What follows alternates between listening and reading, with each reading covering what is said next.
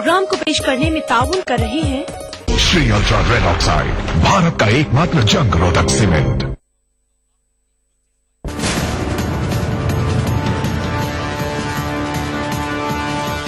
आदाब, मैं हूं खुर्शीद रब्बानी। इस्तकबाल करता हूं आप सभी का अधूरे ख्वाब में। आज हम बात करेंगे प्रदेश सरकार की। राजस्थान में नई सरकार आ गई है, वसुंधरा राजे जो है मुख्यमंत्री बन गई हैं। ऐसे में राजस्थान के लोगों को क्या उनसे उम्मीदें हैं? इतना बड़ा बहुमत मिला है, खास तौर से अक़लियती तबका जो है वो क्या कुछ सोचता है? कहीं उसके जहन में कोई डाउट तो नहीं है? और क्या इस सरकार में मुसलमानों के अधूरे ख्वाब कुछ पूरे हो पाएंगे? इसी पर बात करेंगे और कई खास मेहमान हमारे साथ मौजूद हैं। इनका तारुफ हम करा दें। हमारे साथ हैं डॉक्टर निजाम साहब, आप कांग्रेसी नेता हैं और माइनॉरिटी कमीशन के चेयरमैन रह चुके हैं। इस्तकबाल है आपका।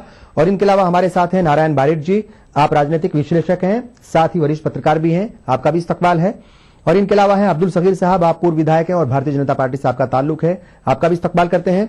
नारायण बारिड जी, सबसे पहले आपके पास ही आएंगे। क्या लगता है, इतना बड़ा बहुमत मिला है, सरकार के सामने क्या क्या चुनौतियां आप मान रहे हैं? नई हुकूमत के सामने जो मैं सबसे पहले एक चैलेंज देखता हूँ वो सियासी महाज पे होगा।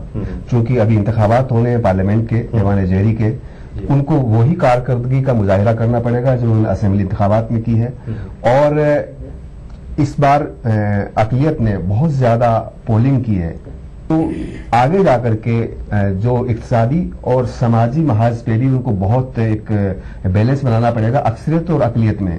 चूंकि ये इंतखाबात एक सरपरस्ती में, जो हमारे पड़ोसी स्टेट नरेंद्र मोदी की सरपरस्ती में लड़े गए हैं, तो अक़लियत को कहीं ये नहीं लगना चाहिए कि वो कहीं कहीं हाशिए पे आ गए हैं। इंतखाबात के वक्त हर सियासी पार्टी, हर सियासी जमात बहुत सारे वादे करती है, तो एक तो तस्वुर होता है, एक हकीकत होती है।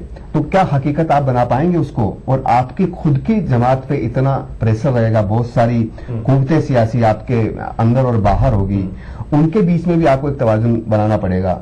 तो अक़लियत की इस बार जो एक सियासी बेदारी भी हुई है, जब आपकी शरीके जमहूरियत बढ़ती है तो इसके साथ साथ आप में एक सियासी बेदारी भी आती है। तो वो खाली एक चशमदीद बन के नहीं रहेगा, वो बहुत नजर रखेगा आपकी हुकूमत पे कि आप क्या क्या कर रहे हो, और पिछली हुकूमत से तुलना भी करेगा, तुलना भी होगी दोनों के बीच में। ये बात तो सही है कि वो जागरूकता जो है वो सियासी जागरूकता तो बढ़ी है, लेकिन हाउस में जो है वो उनकी जो तादाद है वो कम हो गई है। पिछली बार 12 थे और अभी तक के जो रिजल्ट्स हैं उसमें सिर्फ 2 ही मुस्लिम नुमाइंदे पहुंचे, वो भी एक ही पार्टी से। पिछली जो असेंबली उसमें 12 मेंबरान थे, अब 2 रह गए। 1985 में गुजरात में इतनी तादाद थी, 12 थी, अब वहां भी 2 एमएलए रह गए। और आप पूरे इस शुमाली हिंदुस्तान को देखते हैं तो 589 सीटें इस बार मुंतखब होकर आई है असेंबली की, दिल्ली, एमपी, छत्तीसगढ़ और राजस्थान। लेकिन जो मुस्लिम नुमाइंदगी इन चारों असेंबलीज में है वो 8 है, महज 8। पिछली बार 20 थी। इन चारों रियासतों में जो मुस्लिम आबादी है वो 7% है, लेकिन मुस्लिम रिप्रेजेंटेशन है वो 1.30 है, इतना कम हुआ है। ये तस्वीर एक बड़े हल्के में अक़लियत में है कि क्या उनका जो मुस्तकबिल है वैसा ही होगा जैसे गुजरात का है। तो ये जो तशवीश है इसको कैसे दूर करेगी? जी निजाम साहब, आपके पास आएंगे। आपको क्या लगता है कि बीजेपी को जो है वो बड़ा बहुमत मिला है, चुनौतियां क्या मानते हैं आप? और ऐसे में अक़लियती तबका जो है उसकी बहुत सारी डिमांड्स होंगी, आपको लगता है कि वसुंधरा सरकार उन डिमांड्स को जो है पूरा कर पाएंगी और उनकी उम्मीदों के ऊपर खरा उतरेंगी? भारतीय जनता पार्टी ने अपने चुनाव घोषणा पत्र में कहा है कि जितने भी वक्फ की जो जायदाद हैं, सरकारी या अर्ध सरकारी जो कब्जे हो रहे हैं, हम उनको खाली कराएंगे और उनका खाली कराकर वक्फ बोर्ड को सुपुर्द करेंगे। और जो सरकार के विभागों में जो संपत्ति इनकी वक्फ बोर्ड की जो काम आ रही है, उनका हम 6 महीने में कमेटी बना के उनका किराया जो वाजिब है वो किराया देंगे। मैं समझता हूँ ये एक बहुत बड़ी चुनौती है। अगर ये सरकार ये एक ही काम कर देती है कि वक्फ बोर्ड पर सरकार के विभागों का जितना कब्जा है, अगर वो कब्जा हटा दे, उनकी प्रॉपर अगर उनको किराया दे दे, कब्जा हटा दे, मैं समझता हूँ कि राजस्थान की जो अक़लियत है, उनकी जो समस्या है, मैं समझता हूं कि बहुत सी उनमें से दूर हो जाएंगी अपने आप। सरकार से उनको भीख मांगने की जरूरत नहीं रहेगी, न किसी और की तरफ मुंह ताकना पड़ेगा। इतनी वक्त प्रॉपर्टीज हैं यहाँ पर राजस्थान में बेशुमार, और जिन पर वो तो 5 साल आपकी सरकार रही, उसमें कुछ ज्यादा जो है वो, हालांकि वो किराया भी दिया गया है, दूसरी चीजें भी हुई है, लेकिन बहुत ज्यादा काम नहीं हुआ। मैं बात कर रहा हूँ कि बीजेपी ने जो वादा किया है, हालांकि ये तो मैं कह रहा हूँ, पहले ही कहा है कि ये काम कोई आसान नहीं है। कांग्रेस सरकार ने भी इस दिशा में पहल की, प्रयास किए। सेंटर की गवर्नमेंट ने भी ये कहा है कि जो अब जो कब्जे, ऐसा कानून बना दिया गया है कि किसी भी वक्त प्रॉपर्टी पर अगर कोई कब्जा है तो एफआईआर, कोई भी आदमी एफआईआर लॉन्च करा सकता है। नॉन बेलेबल वो वारंट होगा, गिरफ्तारी वारंट होगा, गिरफ्तार किया जा सकता है, कानूनी कार्रवाई हो सकती है। और जो ऐसी जो वक्फ की प्रॉपर्टी है उनको आइडेंटिफाई करके उनको विकसित करने के लिए 200 करोड़ से अधिक का शायद उन्होंने प्रावधान भी किया है सेंट्रल गवर्नमेंट ने। सगीर साहब, क्या लगता है आपको ये चुनौतियां हैं, क्योंकि अभी तो सरकार बनी है और अभी तो जो है वो आहिस्ता आहिस्ता उसको आगे बढ़ना है सब लोगों को साथ लेकर के, आपको खुद को क्या लगता है, क्या वाकई आप मान रहे हैं कि इतना बड़ा बहुमत मिला है पार्टी के सामने भी और सरकार के सामने भी? चुनौती तो है सब लोगों को जो है वो खुश कर पाना। बहुत बड़ी जिम्मेदारी हो जाती है जब इतनी ओवरवेलमिंग मेजोरिटी मिलती है। बड़ी उम्मीदें, बड़ी आशाएं इस सरकार से है, इस हुकूमत से है, और उसी की वजह से इतनी बहुमत भी मिला है कि पिछली बार जब सरकार थी तो सरकार ने परफॉर्म किया था, ये सरकार ने कमी निकली, जनता ने उसे ठुकरा दिया और इतनी बुरी तरह से ठुकराया। बीच बीच में हमने विधानसभा में कितनी बार ये कहा था कि इम्प्लीमेंटेशन, एग्जीक्यूशन आपके वादों का नहीं हो रहा है, और उसी का परिणाम है कि आज वसुंधरा जी को लोगों ने याद किया, वसुंधरा जी की शक्ति को पहचाना, उनने जो डिलीवरी की थी पिछली बार, जो परफॉर्म किया था, उसकी वजह से आज हम हुकूमत में आए हैं। पहली चीज के अभी तो सरकार के सामने ये है कि किस किस मजहब से, कम्युनिटीज से, कौम से रिप्रेजेंटेशन बना के सरकार को बनाने का है।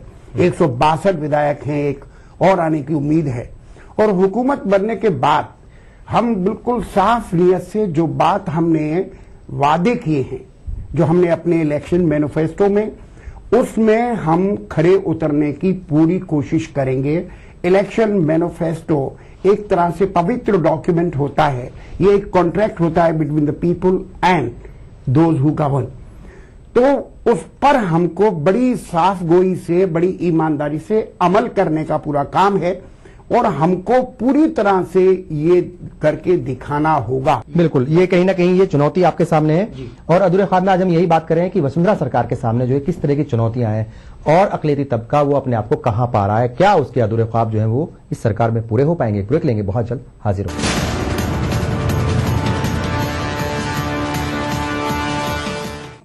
Developing lifestyles, developing opportunity, developing taste, developing the future, developing trust, developing dreams, developing faith. Amrapali Group, developing India. आपदा के बाद पुनर्निर्माण के लिए वचनबद्ध है उत्तराखंड सरकार। प्री फैब्रिकेटेड घर देकर सरकार ने पीड़ितों को दिया आशियाना। 2 लाख के मुआवजे की अतिरिक्त राशि को बढ़ाकर किया 7 लाख। तबाह हुई फसलों से निराश किसानों का सरकार ने थामा हाथ। उचित मुआवजा मिलने से किसानों के चेहरे पर लौटी मुस्कान। आपदा में हमारी सारी फसल बर्बाद हो गई थी, लेकिन राज्य सरकार ने हमें उसका मुआवजा दिया, जिसके लिए हम राज्य सरकार का धन्यवाद देते हैं। 1 जून 2013 से 31 मार्च 2014 तक प्रभावित परिवारों के विद्युत बिल और जलकर को सरकार ने किया माफ। राज्य सरकार ने जो निर्णय लिया है अपने बिजली और पानी का बिल माफ करने के लिए, उसके लिए बहुत बहुत धन्यवाद। आपदा से क्षतिग्रस्त 2420 मार्गों में से 2402 मार्गों को खोल दिया गया। खुशहाल उत्तराखंड का पुनर्निर्माण संकल्प है हमारा। देखिए ईटीवी उर्दू सभी डीटीएच प्लेटफॉर्म पर। डिश टीवी पर चैनल नंबर 787, एयरटेल पर चैनल नंबर 610, टाटा स्काई पर चैनल नंबर 176, बिग टीवी पर चैनल नंबर 972, वीडियोकॉन पर चैनल नंबर 750। देखिए आपका अपना चैनल और भी बेहतर क्वालिटी में। बीबीसी दुनिया को है जिस पर भरोसा। ग्लोबल इंडिया जोड़े आपको पूरी दुनिया से आपकी अपनी भाषा में। ईटीवी के दर्शकों के लिए बीबीसी के मंजे हुए रिपोर्टर ग्लोब के हर सिरे से लाएंगे जिंदगी का सच। स्क्रीन पर उभरेगी बनते बदलते भारत की पूरी तस्वीर। संसार भर के सारे समाचार मैं नेहा भटनागर लेकर आऊंगी बीबीसी ग्लोबल इंडिया हर शुक्रवार शाम ईटीवी पर। महसूस करें खबरों की धड़कन। इस जुमे आदाब डॉक्टर में हम बातचीत करेंगे एक और इंतहाई आम मेडिकल प्रॉब्लम के बारे में, वो है जॉइंट्स पेन। इस बार हम जोड़ों के दर्द के बारे में बात करेंगे जो उम्र के साथ साथ बढ़ता जाता है। डायल कीजिए 040-233-13820 और 233-13380। आदाब डॉक्टर इस जुमा शाम 5 बजे सिर्फ ईटीवी उर्दू पर।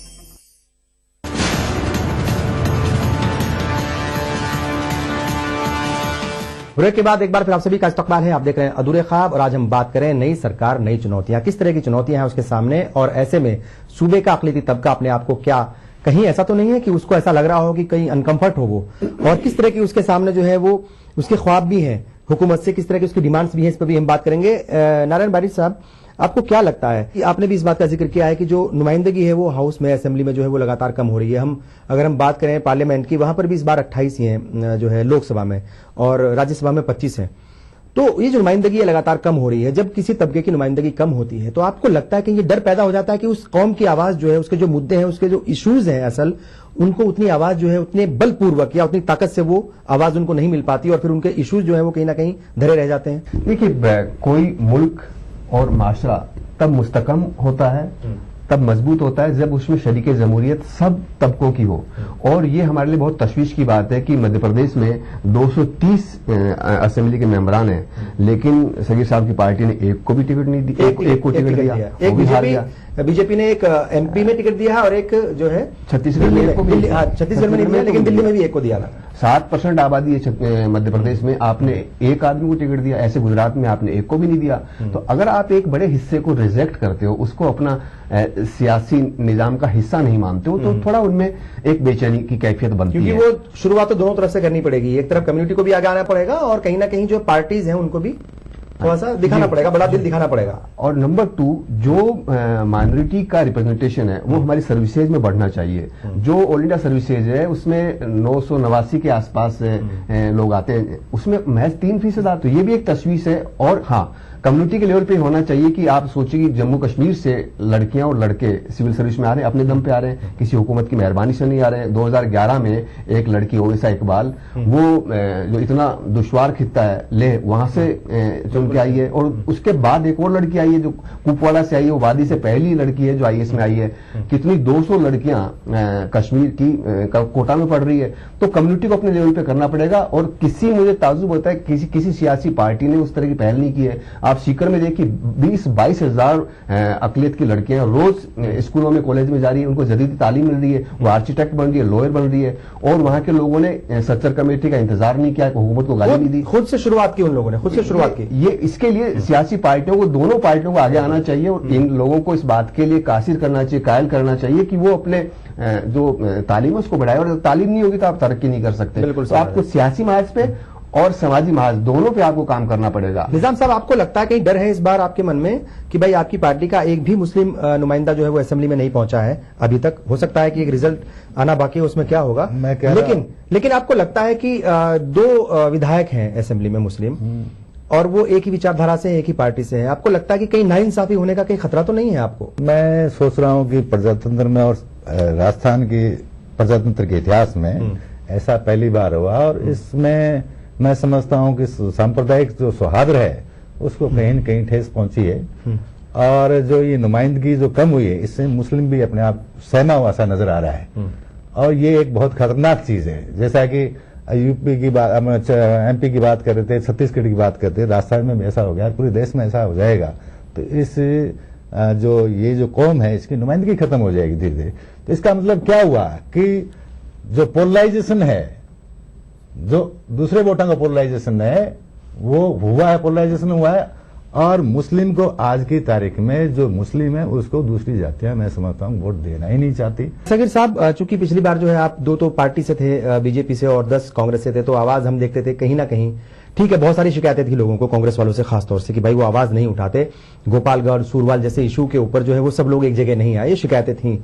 लेकिन आपको लगता है कि आपकी पार्टी के जो 2 विधायक हैं उनके ऊपर ज्यादा जिम्मेदारी है इस बार, और बाहर रह करके, भले ही आप हाउस ना पहुंचे हो, लेकिन बाहर रह करके आप जो है वो जो जिम्मेदारी है उसको कहीं ना कहीं निभाएंगे बाहर रह करके भी, और जो इश्यूज हैं उनको सही तरीके से ईमानदारी से उठा लेंगे, भले ही आपकी पार्टी की सरकार उसके खिलाफ भी बोलना पड़े, बोलेंगे? अभी जिक्र हो रहा था कि इस बात का कि मुसलमानों को इलेक्शन में अभी नुमाइंदगी नहीं मिल पाई, करनी आ पाए, पॉलराइजेशन हुआ। ये पॉलराइजेशन की नौबत कौन लाए? कांग्रेस। ये कांग्रेस ने मिनोरिटिज्म इतना पूरे देश के अंदर करने का 2 डबल का काम नहीं, और उन्होंने मुसलमानों को खुश करने के लिए इतने सारे नारे गढ़े और इस देश के अंदर हिंदू और मुसलमान को बांटने का काम किया। हमारी मान्यता है, हमारा विश्वास है कि हिंदुस्तान की सारी कौमें, अलग अलग मजहब है, अलग अलग कल्चर है, सब कुछ होने के बाद यूनिटी इन डाइवर्सिटी। हम अलग अलग नजरिए से नहीं देखते कि ये मुसलमान है, ये ईसाई है, ये पारसी है, ये है। हम हिंदुस्तानी को हिंदुस्तानी की नजर से देखते हैं। इसीलिए हम ये कहना चाहते हैं कि चाहे वो 2 मुसलमान जीतकर आए हों या 10 मुसलमान हारे, उसमें हिंदू और मुसलमान के नजरिए से नहीं देखना चाहिए। हमें पूरा यकीन है, अकीदा है हमारी नेता वसुंधरा राजे पर। उन्होंने पिछली बार भी ये साबित किया था कि वो हर कौम को, 36वां बरादरी को साथ लेके चलना चाहती है और चली है। आज आप देखें ये पिछले 5 वर्ष का इतिहास, 50 कम्युनल राइट्स इन राजस्थान। आप कंपेयर करें भारतीय जनता पार्टी का पिछला वसुंधरा जी का इतिहास और ये अशोक जी का ये इतिहास। 50 तो पुलिस रिपोर्ट के हिसाब से है कम्युनल राइट्स। गोपालगढ़ एक आप याद करें, वो एक बड़ा मसला था। उसके बाद में आपके चाहे सागानेरी गेट हो, यहां पर हो, कम्युनल टेंशन इतने हुए। कोई भी जैसे आप सोचते हैं कि मुसलमान सिर्फ महफूज रहेगा तो कांग्रेस की हुकूमत में ये सरासर मिसकंसेप्शन है। मैं आपको बताना चाहता हूं कि अटल बिहारी वाजपेयी जब देश के प्रधानमंत्री थे, मुस्लिम वर मोर सिक्योर, उनमें ज्यादा विश्वास था। आज मुसलमानों में कहीं भय नहीं है कि वसुंधरा जी की सरकार आ गई, हमारे साथ में क्या होगा, इंसाफ होगा, सबके साथ में इंसाफ होगा, 36वां बरादरी के साथ में इंसाफ होगा। मैं अकेला भारतीय जनता पार्टी का विधायक था, सारे मुद्दों पर मैं बोला था। 10 विधायक थे, किसी ने एक दिन भी रिकॉर्ड उठा ले, कभी भी अपने। वही मैं सवाल कर रहा हूं, क्योंकि वो उनकी क्या फायदा क्वांटिटी 10 हो और एक आदमी नहीं बोले, ऐसे जीत करनी आए, वो बेहतर है। बिल्कुल ठीक है। और आज अधूरे ख्वाब में यही बात हो रही है कि नई सरकार है, नई चुनौतियां हैं। ये चुनौतियां क्या हैं और अकलियती तबका जो है अपने आप को कहां जो है वो पा रहा है, कहीं मन के अंदर कोई झिझक तो नहीं? इसी पर बात कर रहे हैं, ब्रेक लेंगे।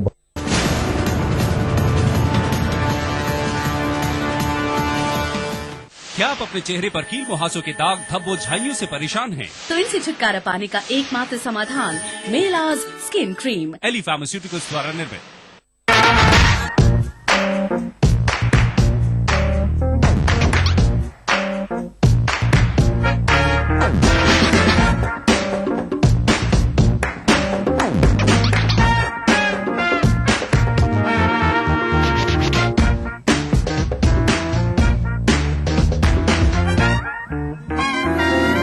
चटपटे और लजीज पकवानों का जायका, अक्से रसोई, पीर का जुमा दोपहर 1:30 बजे सिर्फ ईटीवी उर्दू पर। मजहब की न सूबों की न फिरकों की फकत वल्लाह के हर दिल की ज़बां है उर्दू। न दिए का है न हवा का है, यहाँ जो भी कुछ है खुदा का है। यहाँ ऐसा कोई दिया नहीं जो जला हो और वो बुझाना।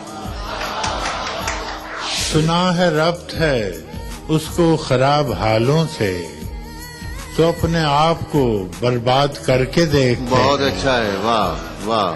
दिल से अपनाया न उसने, गैर भी समझा नहीं, ये भी एक रिश्ता है जिसमें कोई भी रिश्ता नहीं। बरसों की रस्मों राह थी, एक रोज उसने तोड़ दी, होशियार हम भी कम नहीं, उम्मीद हमने छोड़ दी। वाह वाह वाह वाह। मयारी शेर अदब और उर्दू जबान के फरोग की जानिब ईटीवी उर्दू की एक और पहल। देखिए प्रोग्राम अंदाज़े बयां हर पीर का जुमेरात दोपहर 2:30 बजे सिर्फ ईटीवी उर्दू पर।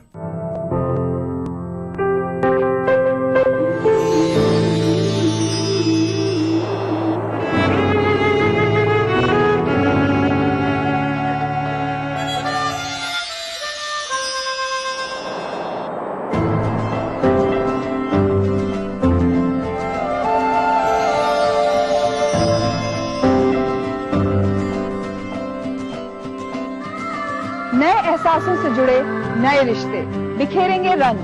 जिंदगी लाइव सीजन 5 इतवार दोपहर 12 बजे और शनिवार दोपहर 12:30 बजे।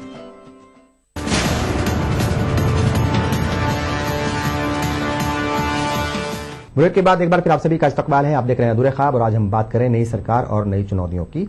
ऐसे में मुस्लिम तबका अपने आप को कहां पा रहा है? कहीं माइनॉरिटी के जहन में कुछ ऐसा तो नहीं है कि भाई वो सिक्योर है कि नहीं है, और किस किस तरह की उसकी ख्वाहिशात हैं, क्या उसकी डिमांड्स रहेंगी सरकार के सामने, ये भी हम जानने की कोशिश करेंगे। सकीर साहब, एक आपने अहम इशू उठाया था ब्रेक में जाने से पहले, वो सिक्योरिटी का था। और दंगे भी हुए हैं, दंगे फसाद हुए हैं। और जब उस पार्टी की हुकूमत हो जिसको सेकुलर कहा जाता है, अगर वहां दंगे हों तो फिर किससे जो है लोग इंसाफ की उम्मीद करेंगे? आपको लगता है कि ये जो सिक्योरिटी का मसला है, इसमें कहीं ना कहीं मुस्लिम तबके को अब ज्यादा फिक्र करने की जरूरत नहीं है? उनको लगना चाहिए कि नहीं, वो इस हुकूमत में भी महफूज हैं। Muslims do feel more secure in a government of BJP rather than in the Congress. Reason ये है कि वसुंधरा जी को आप देखें, उनका पूरा का पूरा सेकुलर क्रेडेंशियल और उनकी परफॉर्मेंस देखिए, ब्यूरोक्रेसी वही रहती है, सारे अधिकारी वही हैं, निजाम चलाने वाली जो लीडरशिप है, डायनेमिक लीडरशिप, वो उसका फर्क होता है सिर्फ कि आपका जनरल कौन है, चलाने वाला कौन है। तो हमारी मजबूत लीडरशिप है, और जब मजबूत लीडरशिप है और उसका नजरिया साफ है, हमारी नजर में हिंदू और मुसलमान भाई भाई हैं, तो हम आपको ये यकीन दिलाना चाहते हैं कि वसुंधरा जी की हुकूमत में 36 बरादरी को इंसाफ, सिर्फ इंसाफ मिले। बिल्कुल। अच्छा निजाम साहब, पिछली बार जब वसुंधरा राजे की सरकार थी तो उस तरह की शिकायतें थी कि स्कॉलरशिप में जो है कहीं ना कहीं वो गड़बड़ियां हुई हैं, मुस्लिम तबके के बच्चों को जो है वो स्कॉलरशिप नहीं दी गई प्रॉपर, एक मिनिस्टर की वजह से। और बाकी छोटी मोटी घटनाएं उस वक्त भी हुई थी, दंगे वंगे हुए थे, बहुत सारी चीजें। तो हाँ, मेरा सवाल यही है कि आपको लगता है कि इस बार जो है, ठीक है आप दूसरी पार्टी के हैं, लेकिन ईमानदारी से जो है कहीं ना कहीं अगर आदमी बोलता है तो शायद उसकी जो है इज्जत और ज्यादा बढ़ती है। आपको लगता है कि बीजेपी जो है वो निराश नहीं करेगी? बीजेपी निराश करेगी नहीं करेगी ये तो भविष्य बताएगा, लेकिन जैसे सगीर साहब कह रहे थे कि हमारी जो बीजेपी की पार्टी है उसकी ऐसी विचारधारा नहीं है। गुजरात में क्या हुआ उसका आप सबको पता है कि पूरा देश जानता है। अटल बिहारी वाजपेयी जी प्रधानमंत्री थी, उनको भी कहना पड़ा कि मेरा सिर शर्म से नीचा झुक रहा है जो कुछ गुजरात में हुआ। सुप्रीम कोर्ट और हाई कोर्ट और क्या क्या आरोप लगाए, लोगों को भी पता है, लोगों में तरह तरह के बयान आए, वो चीजें देखने। यहाँ का मुस्लिम है, चाहे वसुंधरा से नहीं डरा हुआ है, मुख्यमंत्री से वसुंधरा जी से नहीं डरा हुआ, चाहे वो नरेंद्र मोदी से डरा हुआ है कि गुजरात में जो हुआ। लेकिन ऐसा क्या है, क्यों डरते हैं लोग? नहीं, 2000 के बाद तो कुछ ऐसा दंगे वहां पर जो उस समय हुआ।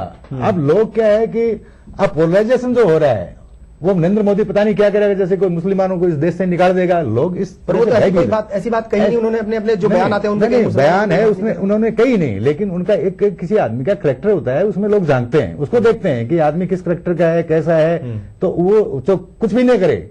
लेकिन लोग एक बार शक के दायरे में आ जाता है तो लोगों की बराबर उसको शक की निगाह से उसको देखते रहते हैं। अब जो मतलब ये है कि इस बार जो है 5 साल तक आप लोग और ज्यादा एक्टिव रहेंगे कुल मिलाकर के ये फील्ड में, ताकि सब लोगों को लगे कि नहीं वो सिक्योर है, उनके साथ इंसाफ होना चाहिए। आप लोग आवाज उठाएंगे? बिल्कुल उठाएंगे, आवाज उठाएंगे, उनको ये भी तसल्ली दिलाने की कोशिश करेंगे कि आपको इनसिक्योरिटी का कोई मामला नहीं है, आप सिक्योर हो, हम आपके लिए हाजिर हैं, हम पूरी कोशिश करेंगे कि उनको जो ये सदमे में जो उनको एक तरह से उनके विधायक नहीं जीत के सदमा लगा, उनसे उबारने की कोशिश करेंगे। नारायण वारिक जी, जैसे मैंने आपसे भी पूछा और आपसे भी ये सवाल था, गुजरात में हम देखते हैं, ठीक है वो दंगा हो गया, उसके अलावा हम आगे की बात करें तो वहां पे कुछ इस तरह की शिकायतें हैं, और शिकायतें ये हैं कि माइनॉरिटी के बच्चों को स्कॉलरशिप नहीं दी जाती, जो मरकजी हुकूमत की जो स्कीम है उसके तहत भी नहीं दी जाती। जो मदरसे हैं, मदरसों को भी बहुत सारी स्कीम्स का जो है फायदा नहीं पहुंच पा रहा है। और नेशनल माइनॉरिटी कमीशन के जो चेयरमैन हैं उन्हें चीफ मिनिस्टर से मिलना था, उसके लिए 2-3 साल उनको लग गए और अभी तक जो है वक्त नहीं मिला। नाइंसाफियों का दौर जो है वो पिछली बार भी छोटी मोटी चीजों को लेकर के हुआ था। आपको लगता है कि ये जो नाइंसाफियों का दौर है, वक्त आ गया है कि भाई राजा जो है वो सबका होता है, वो प्रजा के तौर जो है वो उसको देखना चाहिए कि भाई प्रजा जो है वो सब एक जैसी है, वो कोई हिंदू मुसलमान नहीं है, कोई अलग अलग जाति धर्म के लोग नहीं है। आपको लगता है कि इस सरकार को और ज्यादा जो है वो ईमानदारी से और जिम्मेदारी से काम करना चाहिए, और उसके लिए जो है जो विपक्ष में बैठे लोग उनको भी जो है अपनी भूमिका निभानी चाहिए? उस सुल्तान राजा का धर्म ये होता है कि उसका कोई धर्म नहीं होता, यानी सारे धर्म उसके अपने हैं। खौफ और हथियार से आप किला जीत सकते हो, दिल नहीं जीत सकते, और वो जो आपकी फतह उससे हासिल करते हो वो लंबी नहीं चलती, उसकी उम्र नहीं होती है। गुजरात में सगीर साहब की पार्टी हुकूमत में है, सुप्रीम कोर्ट तक गई स्कॉलरशिप को लेकर के हम नहीं देना चाहते। ये एक इम्तियाजी सलूक है जो नहीं होना चाहिए। जो माइनॉरिटी है वो हमारा हिस्सा है, वो हमारा सरमाया है, अगर वो उनकी बहबूदी नहीं होगी, वो तरक्की नहीं करेंगे तो ये नेशनल लॉस है। हमें उनको अच्छा करना है, तो जो भी हुकूमत में है उसको बहुत मुंसिफाना एक रवैया लेके चलना पड़ता है, एक नजीर पेश करनी पड़ती है। हमारी तशवीश ये भी है कि जो एजुकेशन है अगर वो ठीक हो जाए तो ये मुसीबत हमारी नहीं आएगी, क्योंकि एक जहनियत हमारे बीच में है, एक जहनियत अच्छी भी है। जैसे दादू जैसे फकीर ने कहा कि दोनों 2 पांव हैं, दोनों 2 कान, दोनों 2 नैन है, हिंदू मुसलमान। और दूसरी एक ऐसी जहनियत भी है जो कभी त्रिशूल बांटती है, एक ऐसी जहनियत है जो फूल बांटती है। उस जहनियत से लड़ना है। जो 100 बच्चे पहुंचते हैं हायर एजुकेशन में, उसमें अकलियत के 11 पहुंचते हैं। अक्सरियत के 20 पहुंचते हैं, क्रिश्चियंस के 30 पहुंचते हैं, ये जो परसेंटेज है इसको बढ़ाने से हमारा माशरा ठीक होगा। आप शेखवाटी में देखिए कि जब से 15 साल से वो लोग इसमें तालीम में लगे हैं, आप सोचिए दंगा वहां टेंशन नहीं हुआ, क्योंकि हर इंसान इसमें मुब्तला है कि कैसे हमारी तरक्की की जाए। तो ये फिजा पूरी स्टेट में होनी चाहिए। और जो पिछली साबिका गवर्नमेंट ने सोशल वेलफेयर के मेजर दिए हैं वो सोशल बहबूदी के थे, अब वो राइट हो गया है। इस बार जो इंसान है वो चाहे अकलियत है अक्सरियत हो गया, मेरा हक है, ये मेरा हुकूक में शुमार है, तो वो हक के साथ मांगेगा। आपको उसको जारी भी रखना है, उसको और मुस्तकम करना है। ये इम्तिहान होगा इस नई हुकूमत का। बिल्कुल। अब्दुल शकीर साहब, आखिरी सवाल फिर वही, क्या जो है वसुंधरा सरकार सबके साथ ईमानदारी से जो है वो तरक्की के काम भी करेंगी और सबको जो है वो कॉन्फिडेंस में लेकर के काम करेंगी, और जो नाइंसाफियों की शिकायतें हैं दूसरे स्टेट्स में बीजेपी की जहां हुकूमतें हैं, वो नाइंसाफियां जो है वो राजस्थान में नहीं होंगी? आई डोंट एक्सेप्ट कि गुजरात में जिस तरह की नजीरें दे रहे हैं, हिंदुस्तान में अपना एक आइन है, संविधान है, कॉन्स्टिट्यूशन है। ये मुल्क संविधान से चलता है, जज्बातों से नहीं चलता है। जहां भी अपनी हुकूमत है, चाहे वो गुजरात में हुकूमत है, वहां कितनी बार आप सुप्रीम कोर्ट तक गए, सुप्रीम कोर्ट में गए तो फिर आपका रिजल्ट क्या हुआ? रिजल्ट यही हुआ कि जो संविधान है, आइन है, उसको अपहोल्ड किया सुप्रीम कोर्ट ने। आज मैं फलाह बहबूदी के लिए पूरे स्टेट को एक दिमाग में रख के चलता हूं, उसमें मुसलमान का भी फायदा हो रहा है। आज जितना भी डेवलप हुआ गुजरात, क्या उस डेवलपमेंट का फायदा माइनॉरिटी को नहीं मिला? क्या उनके साथ में कोई डिस्क्रिमिनेशन हो रहा है? मैं कहता हूं कि गुजरात का मुसलमान ज्यादा महफूज है। आवाज उठाई जाती है गुजरात के बाहर, गुजरात के मुसलमान ने नरेंद्र मोदी को वोट दिया, गुजरात का मुसलमान नरेंद्र मोदी के साथ है, और गुजरात के बाहर का मुसलमान ये आवाज उठाता है कि नरेंद्र मोदी से हमें खतरा है। और आप लोगों की वजह से आज नरेंद्र मोदी इस देश का हीरो है, और आप लोगों को डर लगता है नरेंद्र मोदी से कि वो इस देश का प्रधानमंत्री बनेगा, और इंशाल्लाह वो इस देश का प्रधानमंत्री बनेगा, और ऐसा प्रधानमंत्री बनेगा कि उसकी हिंदुस्तान के इतिहास में नजीर दी जाएगी। मेरा सवाल यह था कि नाइंसाफियां जो होती हैं, चूंकि SC ST को अगर रिजर्वेशन दिया जाता है, उनके लिए स्कीम्स चलाई जाती हैं, तो उनकी फलाह बहबूदी के लिए, उनको आगे बढ़ने के लिए, अकलियती तबका अगर पिछड़ा हुआ है उसे आगे ले जाने के लिए अगर कोई स्कीम चलाई जा रही है, उसमें बुराई की क्या बात है? सपोर्ट करना चाहिए उसको। स्कीम को किसने रोका है? हाई कोर्ट ने भी लताड़ लगाई थी। देखिए उसके बाद सुप्रीम कोर्ट गई सरकार। High court is not the final form, is the supreme court. Suppose मेरी मान्यता ये है कि हमारे संविधान में ये प्रोविजन नहीं है, हाई कोर्ट को एक निर्णय देता है, सुप्रीम कोर्ट उसे रिवर्स करता है, तो आप सिर्फ हाई कोर्ट ने कोई बात कह दी उसको फाइनल अथॉरिटी नहीं माने। इसलिए आज तक 15 साल से आप लड़ रहे हैं, कांग्रेस लड़ रही है मोदी के खिलाफ, एक बात भी, एक चीज भी नरेंद्र मोदी के खिलाफ साबित नहीं कर पाए, और इसी वजह से आज आपको अपनी मुखी खानी पड़ गई। ठीक है, जाहिर है नई सरकार बन गई है, बहुत सारी उम्मीदें हैं, और हम यही उम्मीद करते हैं कि हर तबके के साथ, हर मजहब के मानने वालों के साथ, हर कौम के साथ जो है वो इंसाफ होगा, और जो नाइंसाफियों की शिकायतें हैं, जो नाइंसाफियों की शिकायतें कई बार आती हैं, वो शायद इस हुकूमत में नहीं आएंगी। इसी पर जो है हम बात कर रहे थे, और यही उम्मीद हमें करनी चाहिए, चूंकि ये बात पहले भी हुई थी कि राजा जो है वो सबका होता है, प्रजा जो है वो बराबर होती है, वो वहां पर कोई मजहब, कोई धर्म, कोई जाति जो है वो मायने नहीं रखती, बल्कि प्रजा प्रजा होती है। बहुत बहुत शुक्रिया, खुदा हाफिज।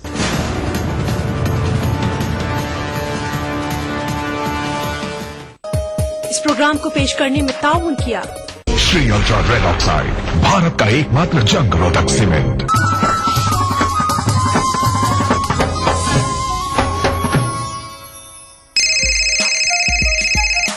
आपकी सुबह हमारे साथ दिलचस्प और पुरकशिश बातचीत, आपके एहसासात हमारे ख्यालात, दिलों में कैद और मस्ती भर देने वाले सदाबहार नगमे।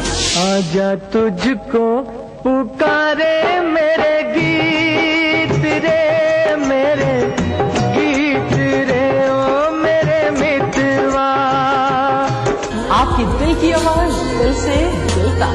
प्रोग्राम दिल से एक नए अंदाज में हर पीर से शनिचर सुबह 9 बजे सिर्फ ETV उर्दू पर। दक्कन की हर छोटी बड़ी सरगर्मी पर हमारी नजर, लेकिन आप तक पहुंचाते हैं सिर्फ वो खबर जो करे आपको बेदार। सियासत के गलियारों से रोजमर्रा की जिंदगी में दक्कन के गोशे गोशे से आप तक खबरें पहुंचाता दक्कननामा, रोजाना शाम 6:30 बजे। ETV